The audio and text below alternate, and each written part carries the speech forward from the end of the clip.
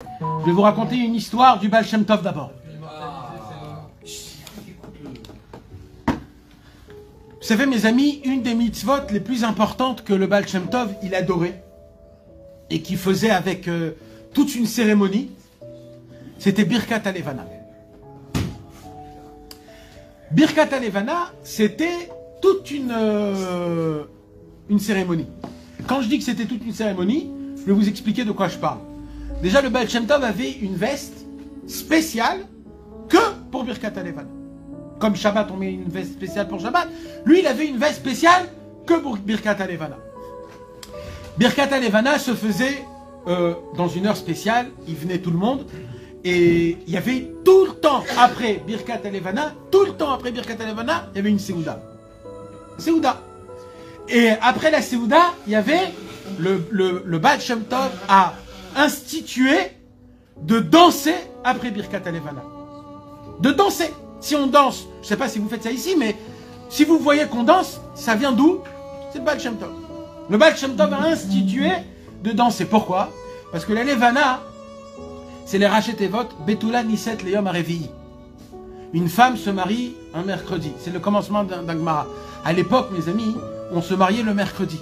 Parce que s'il y avait un problème, le lendemain, il y avait le Beddin que le lundi et le jeudi. Donc on pouvait aller le... Donc normalement, tous les mariages à l'époque se faisaient le mercredi. Et donc Betula Niset Leyom Harevi'i, Rachet Evot Levana. Donc il disait, le Baal Shem Tov, à chaque fois qu'on fait Birkat HaLevana, c'est un mariage dans le ciel. Donc c'est un mariage qu'on doit faire. Donc il amenait des bougies, il amenait du manger, on s'habillait spécial, et on chantait et on dansait. Mais Kitsour, c'était toute une cérémonie. Vous savez très bien qu'en Ukraine, hein, quand il fait froid, il y a un problème de nuages. Même en France, c'est comme ça. Et ça se pourrait que pendant le Choref, pendant l'hiver, on ne peut pas voir des fois la lune 3-4 mois. Tellement il fait des nuages. Un des Choref, ils étaient là, et ils voient le ciel, et ils comprennent que c'est mort. 1 jour, 2 jours, 3 jours, 4 jours, presque les 2 semaines passent. Presque les 2 semaines passent. Tête va, vous savez pourquoi? Le Baal Shem Tov faisait Birkat HaLevana dès Rosh Chodesh. Il n'attendait pas le 7e jour. Dès Rosh Chodesh, il faisait Birkat HaLevana. Dès le lendemain. Pas toujours il faisait ça, que dans les mois où c'était avec des nuages. Comme on ne sait pas si elle fait. Donc dès Rosh Chodesh, tout de suite il faisait Birkat HaLevana s'il voyait la Levana. Dès le Molad. Bekitsour, mes amis, presque les 2 semaines passent. Presque le 15 du mois est arrivé. Le dernier jour de Birkat HaLevana. Et là il voit, il n'y a rien. Le Baal Shem Tov, il voit, il est perturbé, etc., etc. Le Baal Shem Tov, il dit, c'est pas grave, on fait tout comme si que ça va se passer. Il prépare la table, il met la Seouda, il allume les bougies, il apporte tous ses élèves, et ils sont là. Et le Baal Shem Tov, il dit, on attend. Le Baal Shem Tov, il rentre dans sa chambre, il ferme la clé, et il commence à monter dans les cieux. Et les élèves, ils étaient dehors. Ils étaient dehors, comme ça, ils parlaient, ils regardaient, ils priaient. Et d'un coup, il y a un des élèves, il a dit, viens, on danse. Il fait froid dehors, parce que le Choref, il faisait froid. Comment on va tenir dehors? On va essayer de s'échauffer. Comment on va s'échauffer? Alors, on va s'attraper les mains, on va commencer à chanter, à danser. Ils ont commencé à chanter, à danser. Petit à petit, la ronde est devenue une vraie ronde. Et ils ont commencé à frapper des mains. Et là, les élèves du Baal Shem Tov, un, il a apporté un tam-tam, un, il a apporté une flûte, un, il a apporté... Et comme ça, ils ont apporté toute de la musique. Et ils ont commencé à faire tout un orchestre. Et ils ont chanté, dansé. Et le Baal Shem Tov, il l'a enfermé dans sa chambre. Ils sont rentrés dans une simra tellement grande, jamais personne ouvre la porte du Baal Shem Tov quand elle est fermée. Jamais personne. Mais tellement t'es joyeux, comme on a dit prostikes, quand t'es joyeux, il y a le prostikes qui sort. Alors tout de suite, ils sont là, ils sont dit, allez, on amène le Baal Shem Tov, ça se peut pas, oh. Il est enfermé là-bas. Et là, ils sont rentrés, ils ont ouvert la porte. Ils l'ont attrapé, ils l'ont fait rentrer dans la truc, et ils ont chanté, dansé. Et au moment où ils étaient en feu, d'un coup, il y a le nuage qui s'est ouvert comme ça, et la lune était comme ça, en haut d'eux. Ils se sont tous arrêtés, ils ont fait Birkat Halevana, et elle s'est refermée, ils ont continué à chanter, à danser. Tov, après des heures de simra, ils se sont assis, le Baal Shem Tov, il dit, je dois vous dire quelque chose. Quoi? Il a dit, moi, ce que j'ai fait dans le ciel, je suis monté voir tous les tzadikim. Je leur ai supplié d'ouvrir un petit peu le ciel. Je suis allé même voir Avraham, Yitzhak et Yaakov. Je leur ai supplié. Je suis allé jusqu'à Hebron, il dit. Je suis allé jusqu'à Hebron dans ma pensée. Je leur ai supplié, je vous en supplie, donnez-moi le mérite de faire Birkat Halevana. Et Avraham, Yitzhak et Yaakov ne m'ont même pas répondu.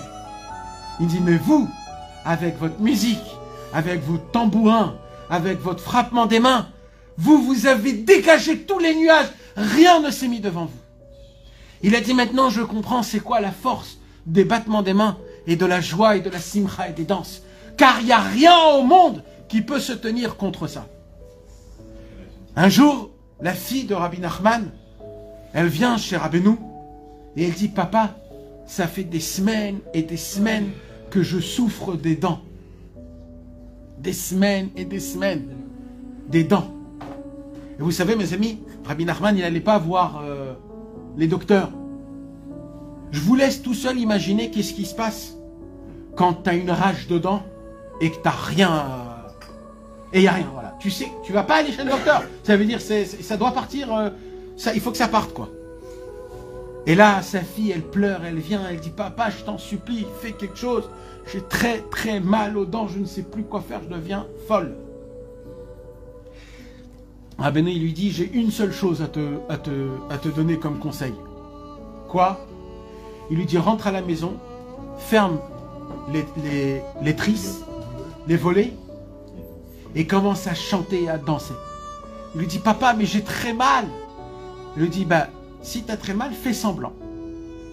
Fais semblant.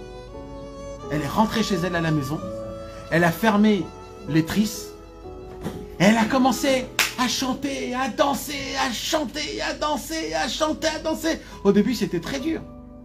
C'était très dur. Alors elle a arrêté, elle reprenait, elle arrêtait, elle reprenait, elle se renforçait encore et encore et encore. Le lendemain, c'était tout terminé. Vous savez, Rabbi Israël Dov Ber Odesser, il avait sa fille qui s'appelait Tzipora. Sa femme, quand elle est enceinte de sa fille, c'était en plein moment où il y avait une épidémie en Eretz Israël. Vous savez, en Eretz Israël, il y avait un moment à Tibériade où il y avait une plaie de sauterelles. Que les sauterelles sont venues d'Égypte, ils ont envahi tout Eretz Israël, ils ont mangé toute la récolte, ils ont fait des œufs, et c'était la catastrophe pendant une vingtaine d'années. Je vous parle de ça il y a une centaine d'années.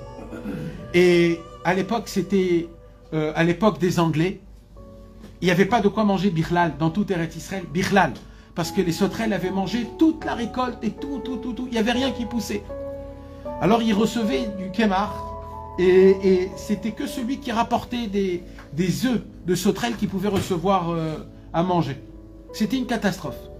Et Rabbi Israël Ber Odesser, sa femme était enceinte, et elle devait accoucher en plein milieu de cette épidémie-là. Alors bien sûr, il n'avait pas de quoi lui donner à manger comme il faut. Donc pendant qu'elle était enceinte, pendant les 9 mois, c'était une grossesse qui a été très compliquée pour sa femme. Et quand elle sentait que c'était le moment, il y avait un docteur là-bas, le docteur Valar, qui était un grand docteur à l'époque. Il est venu, il a vu la femme de Rabbi Israël, et il a dit, écoute, je ne peux pas guérir ta femme, mis à part que ta femme est enceinte et qu'elle doit accoucher. Elle est aussi très très malade, et ça a mis malade le bébé qui est en elle, et ça peut elle aussi la...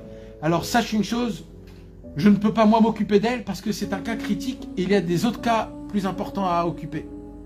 Et Rabbi Israël se retrouve avec sa femme, sans docteur, sans rien pour accoucher.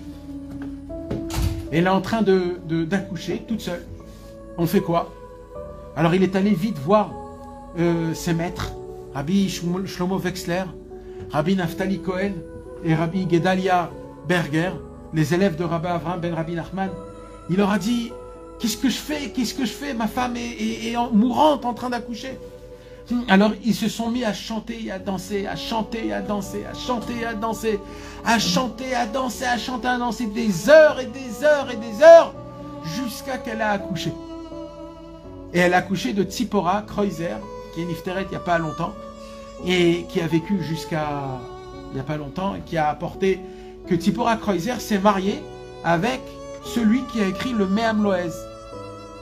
Le Me'am Loez que vous connaissez tous aujourd'hui, sa femme, c'est cette fille qui est née en plein milieu de cette histoire-là. Maintenant, cette histoire ne se termine pas là.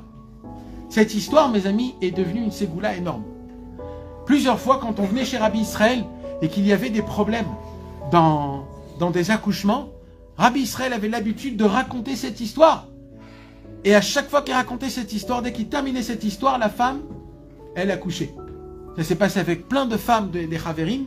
Et c'est devenu une ségoula mamache, qu'à chaque fois qu'il y a quelque chose comme ça, on raconte cette histoire, et ben mettre ça fait... Donc on voit que Rabbeinu a choisi comme arme contre le mal, il a choisi la joie.